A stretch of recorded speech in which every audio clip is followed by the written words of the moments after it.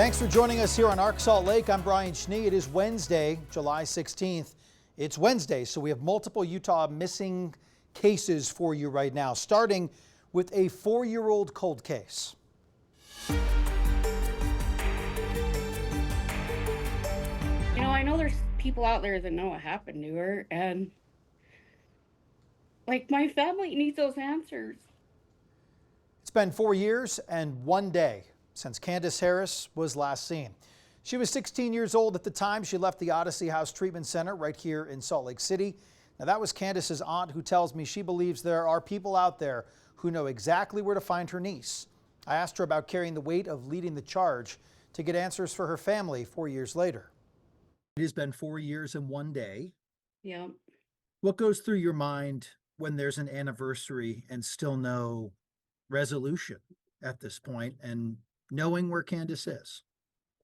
It's so hard for our family. It's usually like the week before and the week of just gets really hard. I know her brother like went and sat at the canyon for 4 hours yesterday thinking of her, and it's just hard, you know, as time passes, things change, the kids grow. Candace was always a really good cousin, loved all her cousins, and it's so hard, you know, as they get older and wonder if she'll ever come home. We wonder if she'll ever come home. It's just devastating. Especially the holidays are hard, you know. You have that empty seat, empty stocking. Sometimes my mom will wonder, should I put something in there in case she comes home? But it's one of those things you hope will happen. But if she doesn't come home, we just hope we get answers and she comes home no matter what the circumstances are. How hard is it to go each day without any real answer or any real indication or any communication, to just be waiting? It's so hard. It's the hardest thing for any family to go through. Usually when you lose a loved one, you have closure. So you always have grief, but you can heal because you have the closure, right? That they're gone and you have to heal from it. With our family, we all try to heal, but we can't, because once we think, oh, maybe she's, you know, not here with us anymore, maybe she's at peace.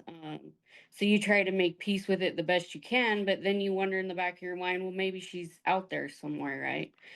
Maybe somebody has her, she can't break free, so we got to keep looking like hard physically.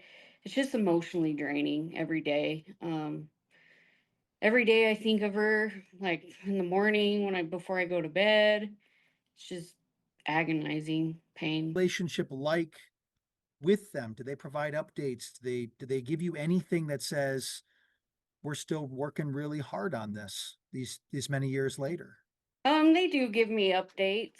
Obviously, it's not like what I would like. The detective working her case always answers my calls, my emails, everything, and I appreciate that. He looks into everything I send.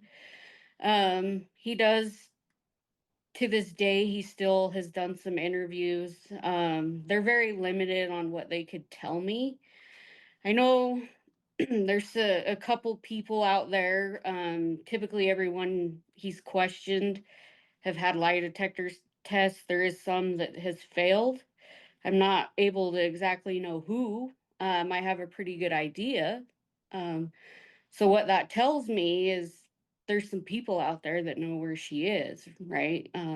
When you're asked questions like that on a polygraph test, specific questions of where she is, and you fail, that tells me that you know something that we don't, and we need those answers.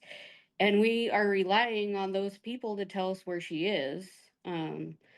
I wish they would know that if they would tell us, it would be a lot easier now to come clean versus if an innocent bystander has to bring that closure to my family, because that's more trauma that you're putting on somebody else that doesn't need to be involved.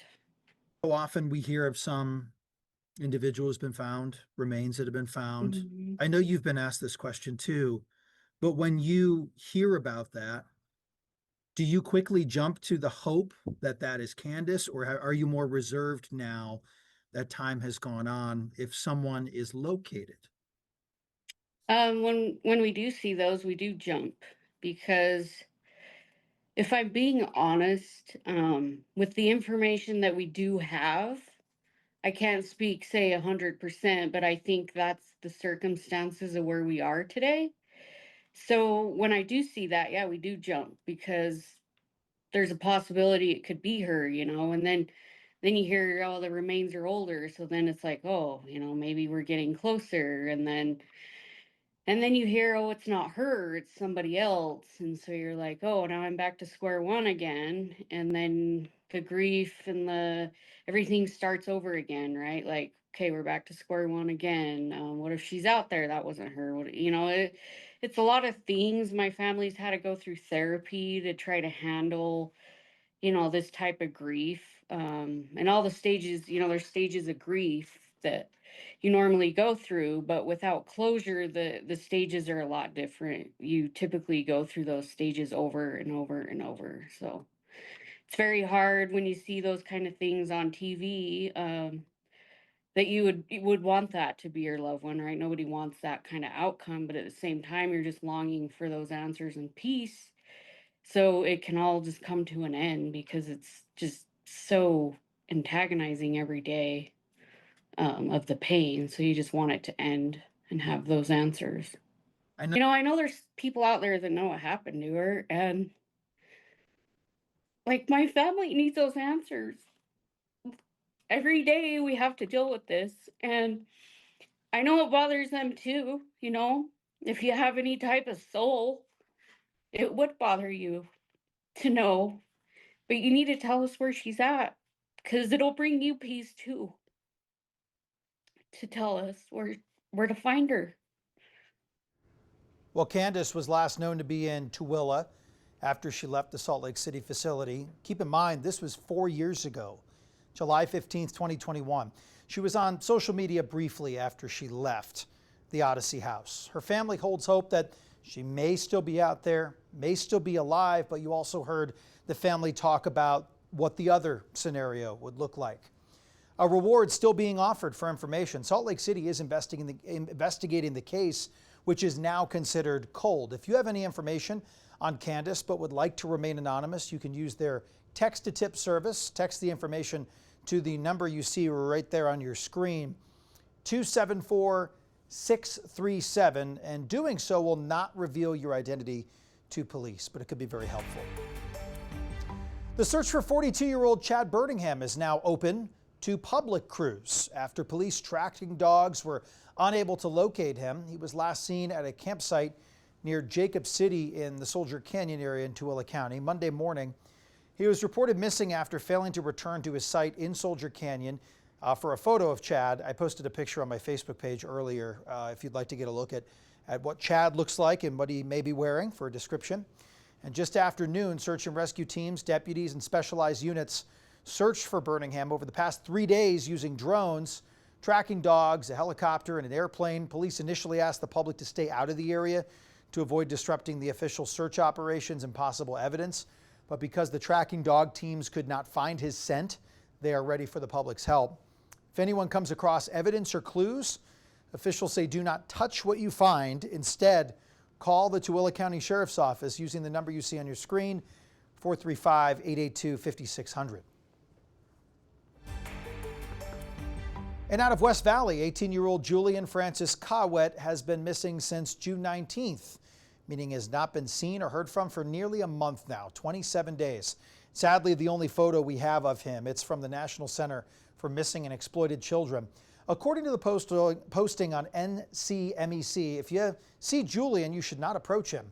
Simply contact law enforcement. We recently learned that Julian was previously housed in a juvenile receiving center, a place for police officers to drop off arrested, delinquent, ungovernable, or runaway youth who do not meet admission guidelines for secure detention. Well, if you know anything about the whereabouts of Julian, contact the West Valley City Police, 801-840-4000. And if you are looking for Julian, we would like to help in the search. You can always use the 2 News text-to-tip line you see on your screen, or reach out to me directly on social media.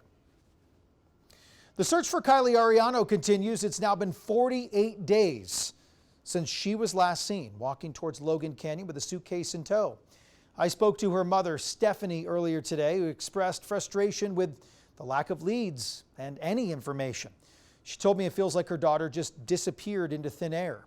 The last real update on the case was over 2 weeks ago when Salt Lake police received a tip that she may have been seen downtown. Road Warriors for the Missing organized a search of that area that same weekend. Unfortunately, after being shown surveillance footage correlated with the tip, Stephanie, who is Kylie's mother, confirmed the person seen was not her daughter. So a reminder to keep an eye out. Kylie wears a lot of dark clothing, is known to color her hair. The last time she was seen, she had chin-length brown hair, black braces, and tattoos. Her family told me a while back there could be a Pocatello, Idaho connection there. So if you know anyone in that area, and can share the word with them, we would appreciate it. Anyone with information on Kylie's whereabouts should call the Rich County Sheriff's Office.